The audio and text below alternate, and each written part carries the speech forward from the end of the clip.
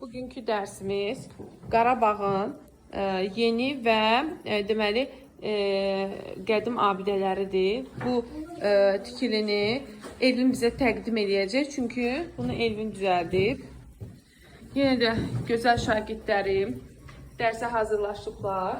Buyur Elvin oğlum, gəl sən bizə bunun haqqında danış. Görək ki, düzəltdiyin əl işi nədir, nədən ibarətdir və fikirlərin. Bu Şuşadır. Burada həlak olan şəhidlərimiz var. Allah rəhmət eləsin. Bunu almaq üçün şəhidlərimiz buradan eşitlərimiz həlak olunub. Şuşa nə vaxt işğal olunmuşdu? 8 Mayda. 8 Mayda işğal olunub. Abəsinə vaxt qaytarılıb bizə. 2020-ci ilin 8 noyabr nə gündür? Zəfər gündür. Çünki biz həmin günü artıq demək olar ki, böyük bir zəfərimizi çalmışıq. Şuşanı almaq elə də asan bir iş deyildi. İndi isə istəyirəm, deməli, hərə bir kəlmə Şuşa haqqında öz fikrini bildirsin. Çox sağ ol Elvin, çox gözəldir, gətir gündəliyi səni qiymətləndirirəm. Hərə bir kəlmə Şuşa qalası haqqında öz fikrini desin. Buyur qızım Fidan. 14-cü əsrdir, 18-ci.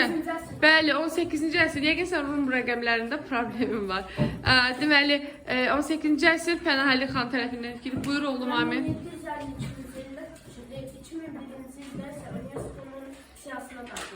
Sağ ol. UNESCO bilirsiniz də abidələrimizin qorunması haqqında olan belə deyək ki, bir qurumdur. Buyur. Şuşa qalası Qarabağda. Qarabağda yerləşir. Sonra kim demək istəyir? Buyur.